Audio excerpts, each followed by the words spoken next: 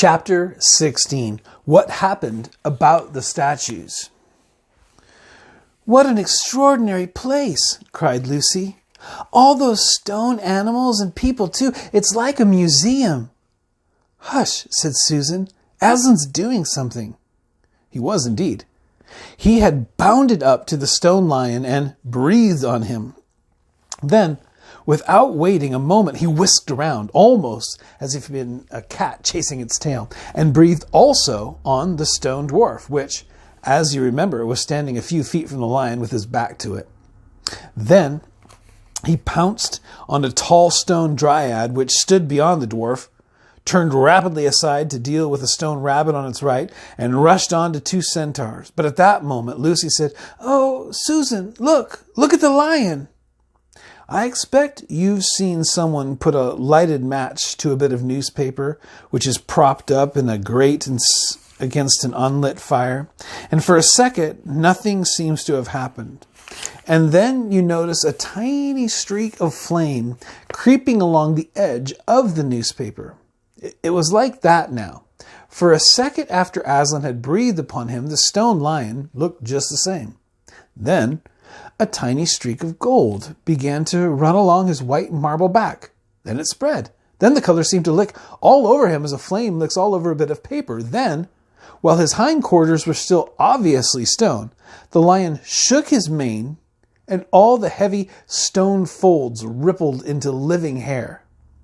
Then he opened a great red mouth, warm and living, and gave a prodigious yawn, and now his hind legs had come to life. He lifted one of them and scratched himself. Then, having caught sight of Aslan, he went bounding after him, and frisking round him, whimpering with delight, and jumping up to lick his face.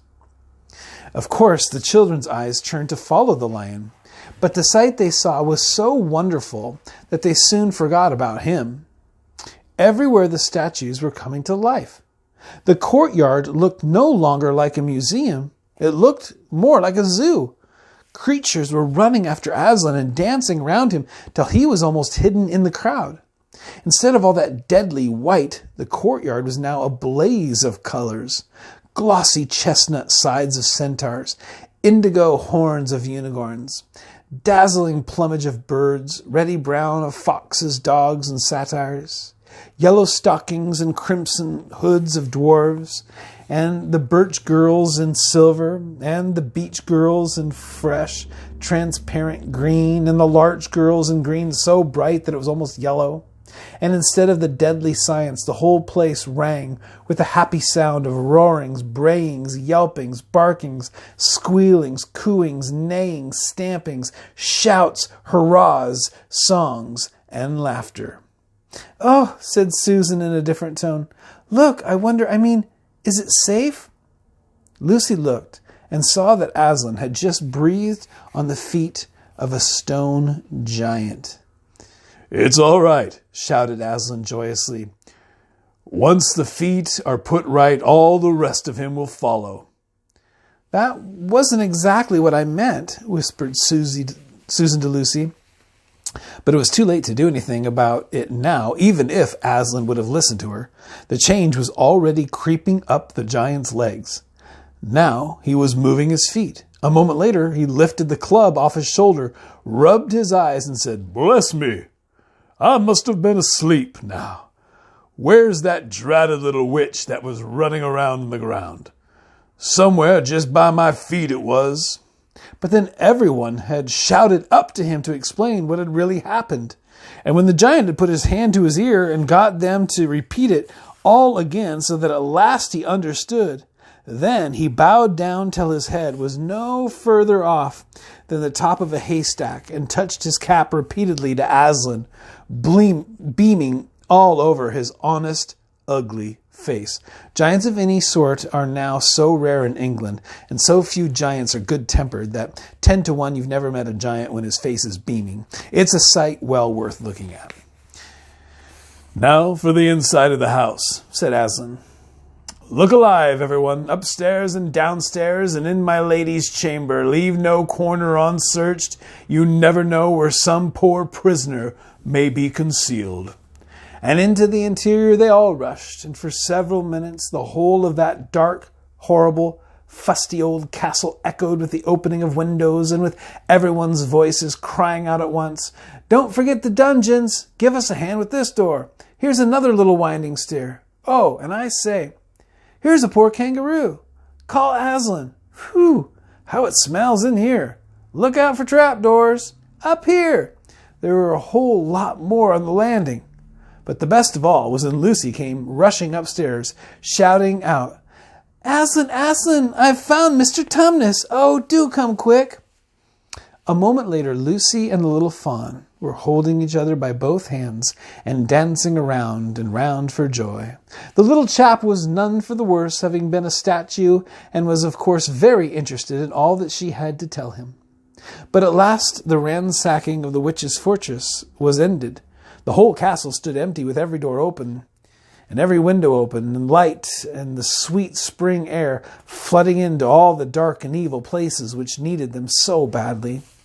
The whole crowd of liberated statues surged back into the courtyard, and it was then that someone, Tumnus, I think, first said, "But how are we going to get out?" For Aslan had got in by a jump, and the gates were still locked. "That'll be all right," said Aslan, and then, rising on his hind legs, he bawled up at the giant. "Hi, you up there," he roared. "What's your name?" "Giant Rumblebuffin, if it please your honour," said the giant, once more touching his cap. "Well then, Giant Rumblebuffin," said Aslan, "just let us out of this, will you?" "Certainly, your honour, it'd be my pleasure," said Giant Rumblebuffin. "Stand well away from the gates, all you little uns." Then he strode to the gate himself, and bang, bang, bang went his huge club. The gates creaked at the first blow, cracked at the second, and shivered at the third. Then he tackled the towers on each side of them, and after a few minutes of crashing and thudding, both the towers and a good bit of the wall on each side went thundering down in a mass of hopeless rubble. And when the dust cleared, it was odd, standing in that dry, grim, stony yard, to see through the gap all the grass and the waving trees and the sparkling streams of the forest, and the blue hills beyond that, and beyond them, the sky. "Blowed if I ain't all in a muck sweet," said the giant, puffing like the largest railway engine. "Comes of being out of condition. I suppose neither of you young ladies has such a thing as a pocket handkerchief about you?" "Yes, I have," said Lucy, standing on tiptoes and holding her handkerchief up as far as she could reach. "Thank you, missy," said Giant Rumblebuffin, stooping down. Next moment, Lucy got rather a fright, for she found herself caught up in mid-air between the giant's finger and thumb. But just as she was getting near his face, he suddenly started, and then put her gently back on the ground, muttering, "Bless me, I've picked up the little girl instead. I beg your pardon, missy. I thought you was the handkerchief." "No, no," said Lucy, laughing. "Here it is." This time he managed to get it, but it was only about the same size to him as a saccharin tablet would be to you, so that when she saw him solemnly rubbing it to and fro across his great red face, she said, "I'm afraid it's not too much use to you, Mr. Rumblebuffin." "No, not at all, not at all," said the giant politely. "Never met a nicer handkerchief. So fine, so handy, so I don't know how to describe it."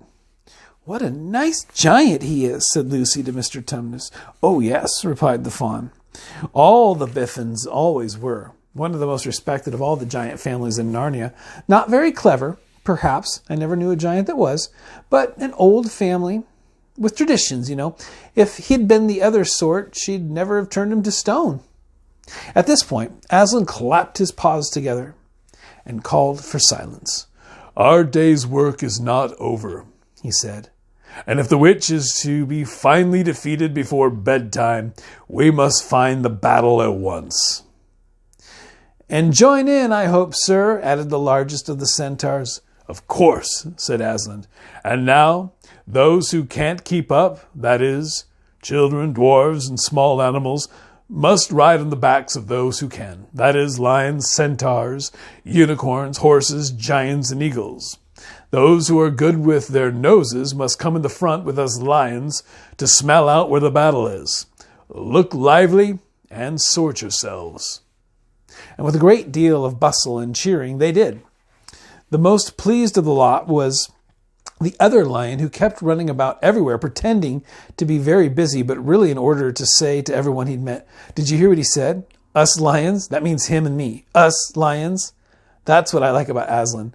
No side, no standoffedness.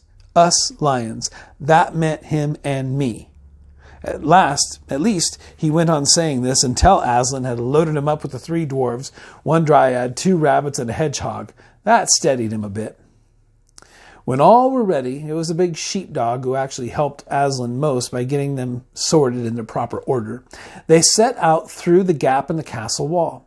At first, the lions and the dogs went nosing about in all directions, but then suddenly one great hound picked up the scent and gave a bay. There was no time lost after that. Soon all the dogs and lions and wolves and other hunting animals were going at full speed with their noses to the ground, and all others, streaked out for about a half a mile behind them, were following as fast as they could. The noise was like an English fox hunt, only better, because every now and then with the music of the hounds was mixed the roar of the other lion, and sometimes the far deeper and more awful roar of Aslan himself. Faster and faster they went as the scent became easier and easier to follow. And then, just as they came to the last curve in a narrow winding valley, Lucy heard above all these noises another noise, a different one, which gave her a queer feeling inside. It was the noise of shouts and shrieks and of clashing of metal against metal. Then they came out of the narrow valley and at once saw the reason. There stood Peter and Edmund and all the rest of Aslan's army fighting desperately against the crowd of horrible creatures whom she had seen last night. Only now, in the daylight, they looked even stranger and more evil and more deformed. There also seemed to be far more of them. Peter's army, which had their backs to her, looked terribly few. And there were statues dotted all over the battlefield. So apparently the witch had been using her wand. But she did not seem to be using it now. She was fighting with her stone knife. It was Peter she was fighting. Both of them going at it so hard that Lucy could hardly make out what was happening. She only saw the stone knife and Peter's sword flashing so quickly that it looked like 3 knives and 3 swords. That pair were in the center. On each side of the line stretched out. Horrible things were happening wherever she looked. "Off my back, children," shouted Aslan, and they both tumbled off. Then, with a roar that shook all Narnia, from the western lamp-post to the shores of the eastern sea, the great beast flung himself upon the white witch. Lucy saw her face lifted toward him for 1 second with an expression of terror and amazement.